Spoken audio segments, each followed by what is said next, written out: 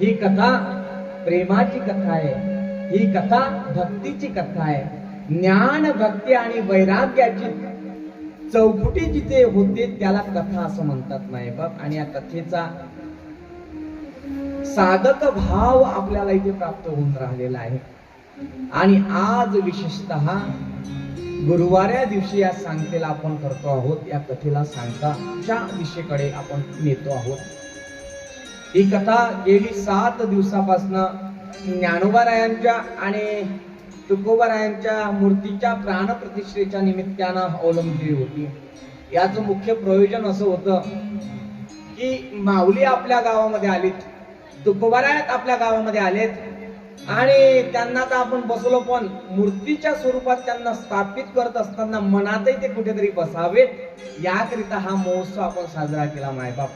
ज्ञानोबा तुकोबाराय या माध्यमातून आपल्या इथे अंतकरणात बसावेत, रुजावेत आणि ते रुजत असताना ज्ञानोबा तुकोबा आपल्याला कळावेत या इच्छेपायी आपण ही कथा अवलंबली.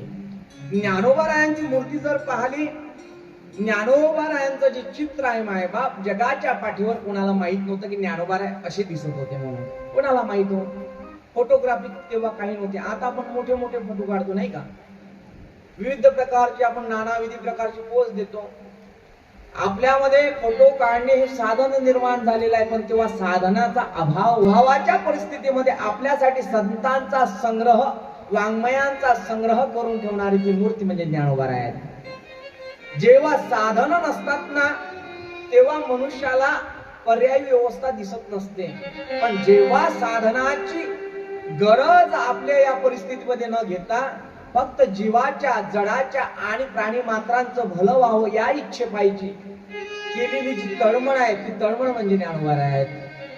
ज्याप्रमाणे साधकाला भक्तीची तहान लागावी आणि त्या तहानेचं स्वरूप ज्ञानेश्वरीच्या स्वरूपामध्ये काहीतरी गॉड गिफ्ट आपल्या साधकता प्राणी मात्रांकडे सुपूर्त करावं, सुपूर्त करणारी मूर्ती म्हणजे ज्ञानोबाराय. ज्ञानोबारायाला बसून तुमच्या गावामध्ये जवळजवळ 7 दिवस झाले नाही का? 7 दिवसापासून तुम्ही संत चरित्राचा आस्वाद घेताय. तुम्हाला असं वाटलं नसेल की 7 दिवसामध्ये बोर झाले म्हणून.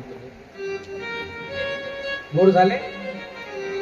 संसारात बोर होते पण परमार्थामध्ये आनंद निर्माण होत असतो मायबाबी, लक्षात ठेवा. कारण की ज्यांच्या ज्यांच्या हृदयामध्ये तो ईशाचा भाव उत्पन्न होत असतो तिथे कुठे भगवंताची प्रतिबिंब रूप आतमध्ये अंतकरणामध्ये वलित होत असते, फलित होत असते. कारण की गीतेमध्ये भगवान श्रीकृष्ण आपल्या सख्याला सांगतात, कोण आहे सखा? भगवान श्रीकृष्णाचा मित्र असंख्य असू शकतात पण सखा मोजके असतात. मित्राची परिभाषा आपण जनरल करून टाकली, सख्याची त्याच्या बरोबर करून टाकली. सखा जगाच्या पाठीवर काही हातावर बोटावर मोजण्यासारखी असतात सखा. इथे श्रीकृष्ण प्रभूचे सखे 3 आहेत मायबाप. 3 सखा आहे भगवान श्रीकृष्णाला, दिनेश महाराजजी.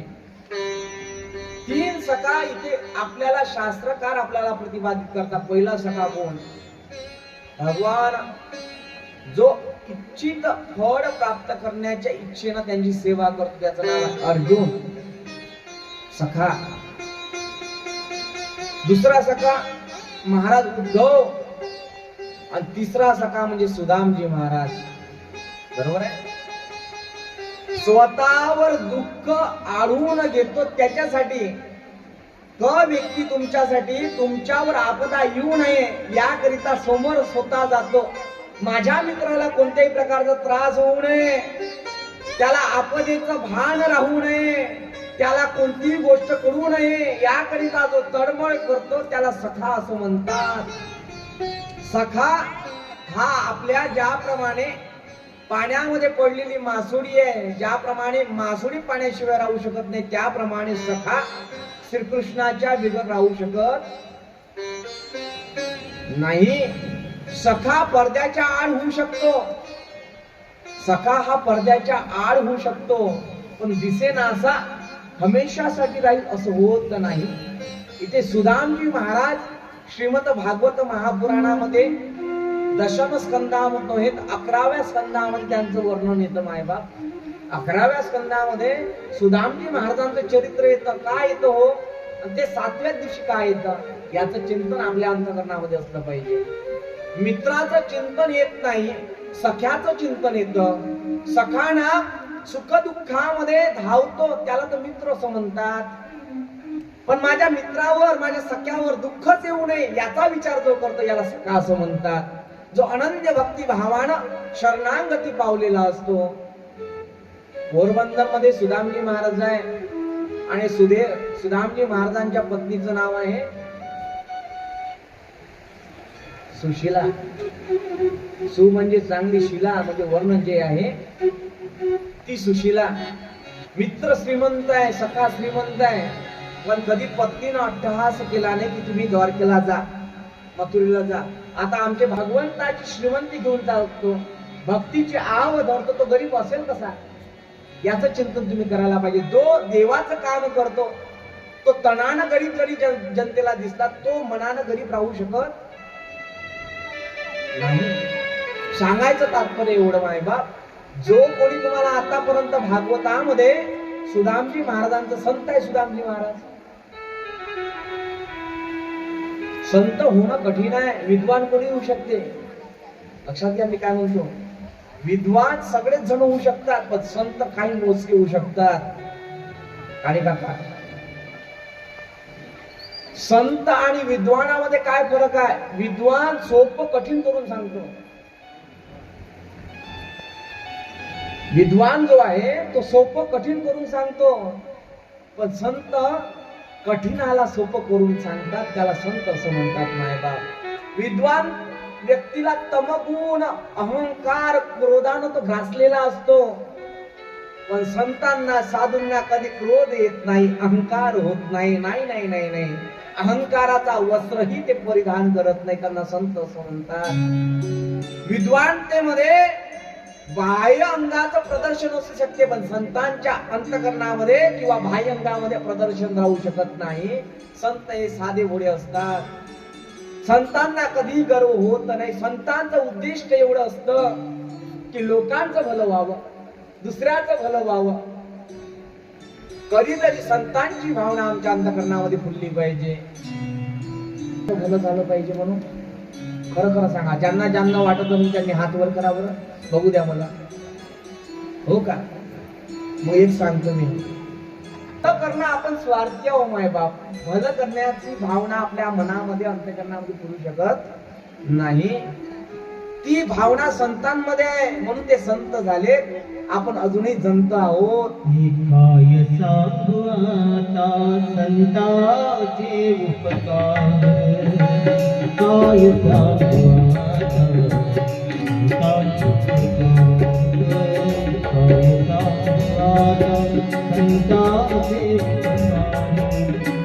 काय सांगू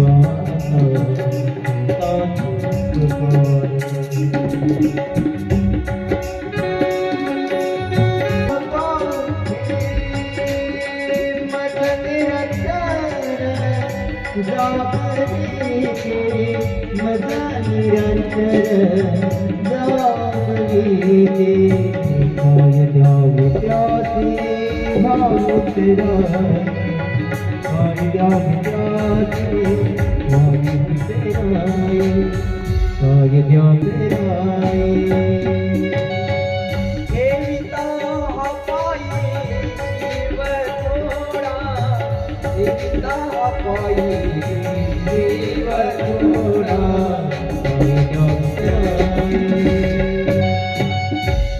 आजच्या दिवसाला तुम्हाला काहीतरी उतराई करायचं आहे. काय द्यालो? आपल्या गावामध्ये ज्ञानोबा तुकोबा झाले, आता आले आहेत, त्यांना काहीतरी द्यावं लागेल तुम्हाला. काय देण्याची इच्छा आहे तुम्हाला? द्यायचं आज तुम्हाला. शेवटल्या दिवशी काहीतरी द्यावं लागतं. पैसे नाही नाही नाही. 2-3 एकर वावर नाही. साड्या नाही ना. मग दुपट्टे नाही. नारळ अजिबात नाही. नाही पाहिजे. धन नाही मांगू मांगू न सत्ता, नहीं मांगू विषय की ममता. हे प्रभु दृष्टि निहारे लगवाने प्रभु चरण हमारे आया हो दरबार हमारे। कुठे कुठे चाललो आपण? जे धन तुम्हाला दिसून राहिलं, जी मालमत्ता दिसून राहिली ती नष्ट होणार आहे, याच्यामध्ये शाश्वती आहे ना तुम्हाला? मग जागृत व्हा. सुदामजीची पत्नी सुशीला म्हणायला लागली, जा कोणाच्या भेटीला? द्वारकेचा राजा आहे, तुमचा सखा आहे, जे म्हणाल ते देईल. पण केव्हा? कित्येक वर्षापर्यंत उपाशी तापाशी राहिले, त्रास झाला, पण स्वतःचा परिचय सांगितला नाही की माझा मित्र द्वारकेचा राजा आहे म्हणून स्वतःच्या बायकोजवळ. सांगत होती आपल्या पतीला की जाओ त्याच्या भेटीला जा, तो द्वारकेचा राजा आहे. सुदामजी महाराज म्हणायला लागले, तो तसा राजा झाला का मी त्याग केला ना? तसं नाही. स्वतःचा कृष्ण गरीब होऊ नये याकरिता स्वतः दरिद्री भोगणं, याला सखा भाव म्हणतात. गुरुकुलामध्ये होते, सांदीपनीच्या आश्रमामध्ये दोन पुतळ्या माझ्या गुरु आईनं तयार केल्या. जंगलामध्ये त्यांना काय करायचे आहे? लाकडं आणायचे आहे. म्हणून एका झोपडीमध्ये ठेवलेले आहे ते लाकडं, ते पुतळ्या. त्याच्यामध्ये चणे होते. चणे समजते नाव तुम्हाला? हरभरे. त्याचंही प्रमाण आहे. शरीर राहिलं काय प्रमाणात पाहिजे. याचा उद्देश माझा काय सांगायचं तात्पर्य काय आहे? दोन चण्याचे पोतळे आहे आणि ते एका झोपडीमध्ये ठेवलेले आहेत. आणि त्या झोपडीमध्ये ठेवल्यानंतर बघा, पाहता पाहता गुरु आईला असं वाटायला लागलं, माझा सुदाम आणि माझा कृष्ण लाकडं तोडायला जाईल आणि लाकडं तोडल्यावर थकतील, त्यांना खायला पाहिजे. या उद्देशानं गुरु आईनं संग्रहात ठेवलं. दुसऱ्यासाठी जो संग्रह करतो तो गुरु असतो मायबाप. लक्षात घ्या. वैद्य महाराज जी, आप जो कार्य कर रहे हैं, जे तुम्ही काम करत आहात ते असाधारण आहेत आणि ते तुम्ही करत नाहीत, तो करून घेऊन राहिला. या गरिबांच्या, या गरीब दरिद्र माणसांच्या चेहऱ्यावर तुम्ही हसू निर्माण करून राहिली. एवढी ताकद तुमच्या हातामध्ये दिली आहे. बाबांसाठी एकदा टाळ्या होऊ देत. साधकते भावनेतून स्वतः त्याग करून स्वतःच्या पोटाला चिमटा घेऊन तो व्यक्ती कार्य करतो आणि ताकद माझा परमेश्वर देतो. काय नाही करू शकत तो. चाले हे शरीर, चाले हे शरीर कोणाची आसते, चाले हे शरीर कोणाची आसते, चाले हे शरीर कोणाची आसते, चाले हे शरीर कोणाची आसते. कोण बोलावितो हरी वीणा, कोण बोलावितो हरी वीणा, कोण बोलावितो हरी वीणा.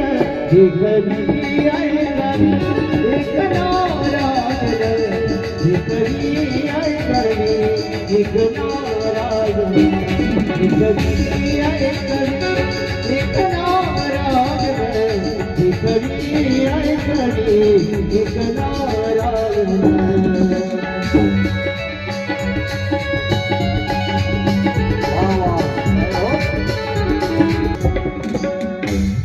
जी ताकद आपल्याला देते बसण्याची, उठण्याची, झोपण्याची, खाण्याची, पिण्याची, ही सर्व ताकद तो देऊन राहिला.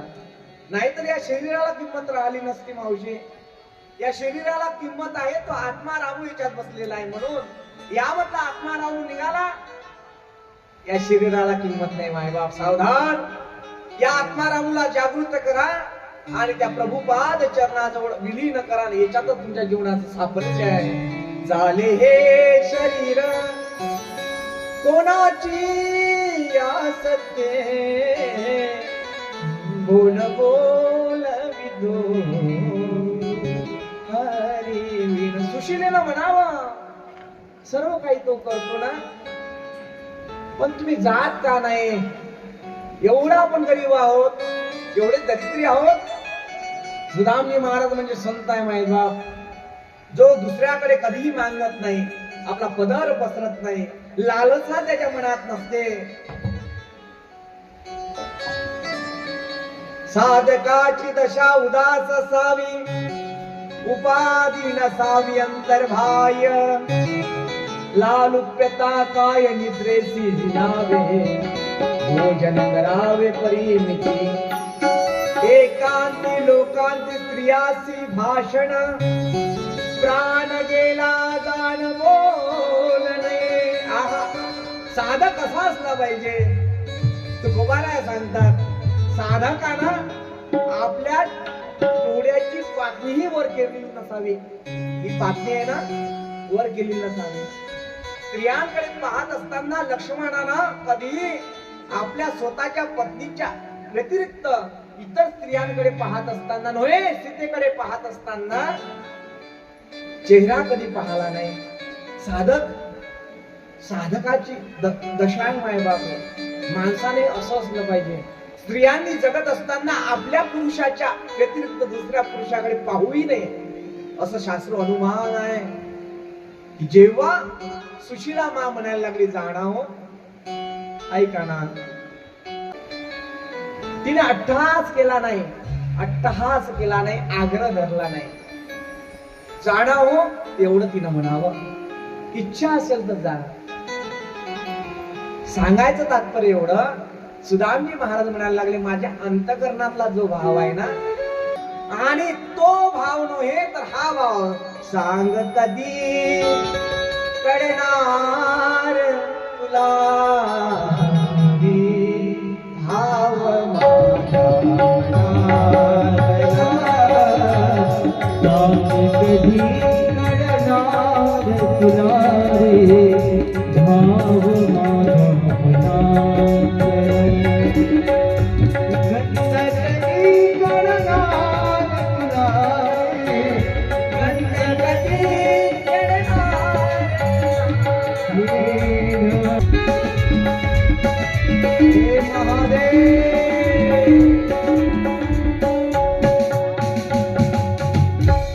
जीवनामध्ये भाव पडला पाहिजे. केव्हा केव्हा भाव पडतो माणसाला. वेळेचा भाव, क्षणाचा भाव, काळाचा भाव पडला पाहिजे. पत्नीचा भाव, मुलाचा भाव पडला पाहिजे. रोग्याला डॉक्टरचा भाव पडला पाहिजे, नाही तर मग काही किंमत राहत नाही. कीर्तनकाराचा भाव रात्री पडला असून तुम्हाला सांगायचं तात्पर्य एवढं. भाव कधी कड सांग कधी कडणार भाव माझा मनातला. संतांचा भाव जोपर्यंत तुम्हाला कळत नाही तोपर्यंत तुम्हाला ज्ञानोबा तुकोबारायांची गरज भासत. ज्ञानोबा तुकोबा फक्त मंदिरात बसून सुशोभित दिसणार नाही, ते हृदयात अंतकरणामध्ये रुजावे लागतील, अंतकरणामध्ये बसावे लागेल. त्याकरिता तुम्हाला तुमच्या सवयीचा त्याग करावा लागेल. जे तुमची आदत आहे, आदत वाईट सवयी, खोटं बोलणे, वाईट संगती करणे, विविध प्रकारचे छंद करणे, व्यसन करणे, हे तुम्हाला त्यागून द्यावं लागतील. लोक म्हणतात महाराज मद्यपानाला सोडणार नाही पण बायकोला सोडलं तरी चालेल, असे काही काही लोक म्हणतात. बायको सोडत पण व्यसन सोडणार नाही. नाही, जगाच्या पाठीवर व्यसन हे महत्वाचं नाही, बायको महत्वाची आहे. बोललो मी या 7 दिवसामध्ये. माझा सांगायचा मुद्दा काय, प्रत्येक गोष्टीला भाव असतो आणि हा भाव कळला पाहिजे. आणि या सवयीलाही भाव आहे मायबाप. ज्याप्रमाणे साधू संतांना भाव आहे, साधू संतांना भाव आहे. जगाच्या पाठीवर माय आणि बापा हे 2 मायबाप आपल्याला भेटलेले आहे. मायच्या स्वरूपात ज्ञानोबा आणि बापाच्या स्वरूपात एक माय प्रेमाने आपल्याला जवळ घेते, आपल्या गालाचे पप्प्या घेते, मुके घेते. मायबाप प्रेमानं सांगते, अगा स्वधर्म हा फुला, अरे ये बाळा ये माझ्याकडे ये लपणी, चुकलास चुकू दे, काही हरकत नाही. नाकामध्ये शेंबूड आहे ना, तू सोनं देते. जी आईचं कार्य करते, प्रेमानं हात फिरवते. अगा स्वधर्म आपुला. अर्जुनाला स्वतः मुलासारखं जपलं माझ्या श्रीकृष्ण भगवंताने. म्हणायला लागले, अगा स्वधर्म आपुला, जरी का कठीण जाहला, तरी का अनुष्ठिला मला देखे. काही हरकत नाही, काळजी करू नको, आहे ना, सांभाळतो. पण इकडे बाप हा विनेकरी बसलेला, इकडे विना घेऊन, हा बाप आहे जगाच्या पाठीवर. तो म्हणते, हा हे बरोबर नाही. धर्माचे पालन करणे पाखंड खंडन. धर्माचं पालन करावं लागेल. तू हिंदू म्हणून आहे, हिंदू म्हणूनच तुला मरावं लागेल. नाही, हा अलंकार देणारे दोन बाप बसले, एक माय आणि एक बाप आहे. यांना ज्ञानोबा आणि तुकोबा गावामध्ये आले तुमच्या. आता एवढी गरज करा, मनात त्यांना बसवा, मूर्तीला बसवा. केव्हा बसतील ते, केव्हा तुमच्या सवयीचा तुम्ही त्याग कराल, खोटं बोलणार नाही, इतरांविषयी आदर ठेवा, दुसऱ्याचं कल्याण व्हावं ही भावना तुमच्या अंतःकरणामध्ये रुजेल ना, तेव्हा तो बसेल. दत्तपुरी सुधारली, दत्तपुरी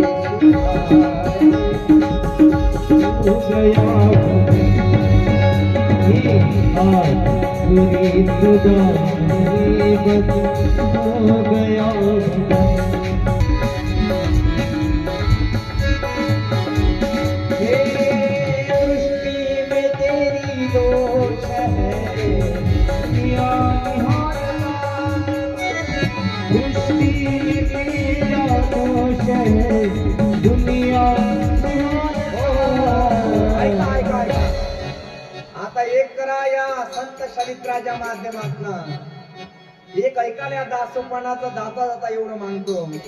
सगळ्यांसोबत प्रेमानं जगा, प्रेमानं राहा. समता का अंजना, समता का अंजना, हो गया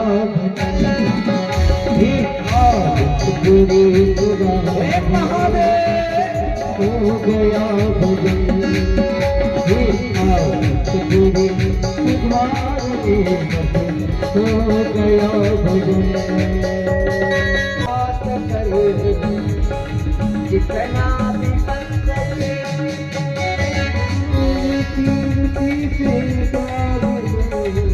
जितना बन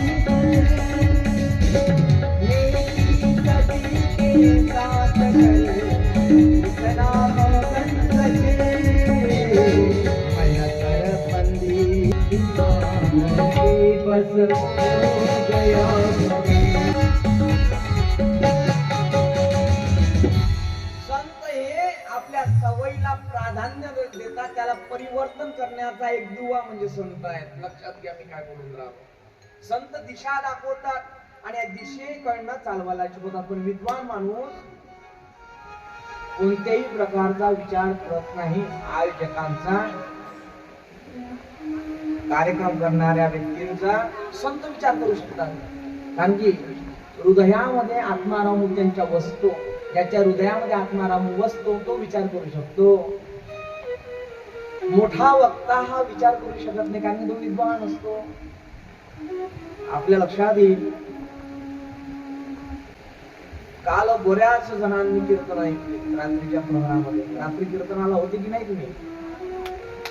होते ना?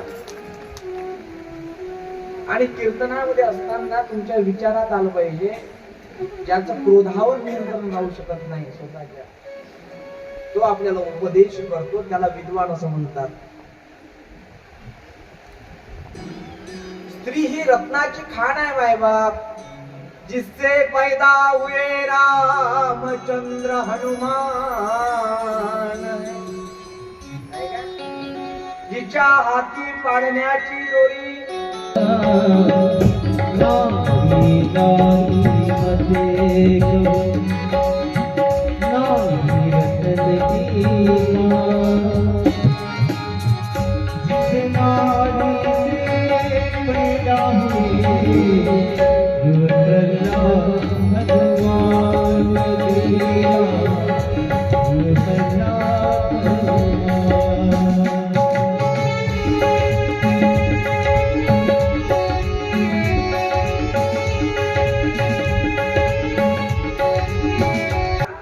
वंदनीय राष्ट्रसंत तुकडोजी महाराज म्हणतात, विद्वानाच्या पुराणिकाच्या आश्रयातही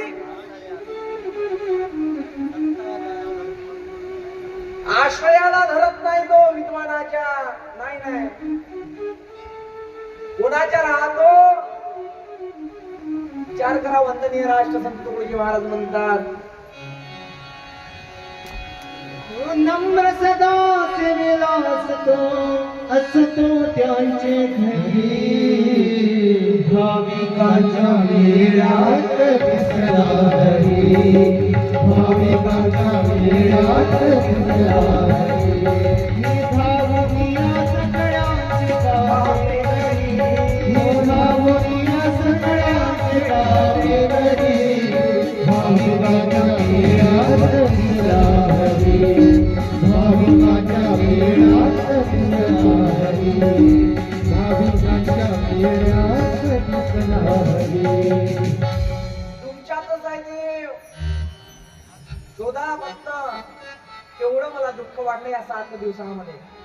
बाकी कीड मात्रही तुमच्या भक्ती ज्ञानाविरहित गोष्टी इतरान कराव्या, भक्ती ज्ञानाविरहित गोष्टी इतरान कराव्या, एक बरी वैराग्याच्या तीव्रात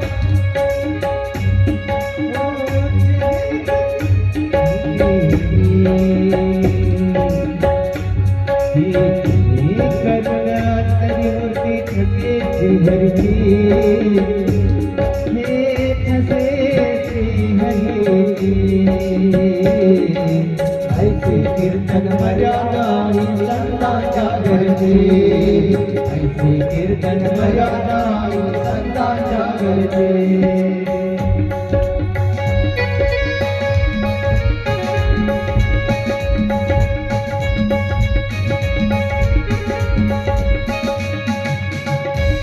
भक्ती ज्ञान विरहित गोष्टी वितरण कराव्या, अशी परंपरा संतांच्या घरची आहे. आणि संतांची परंपरा आम्ही घेऊन चाललो आहे तुमच्या आशीर्वादानं, तुमच्या सेवेनं. म्हणून भाविकाच्या मेळ्यात दिसला हरी, धावणी या सगळ्यांचे कामे करी, भाविकाच्या मेळ्यात दिसला हरी. विद्वानांच्या सोबत राहत नाही तो, राजकारणी लोकांसोबत राहत नाही तो.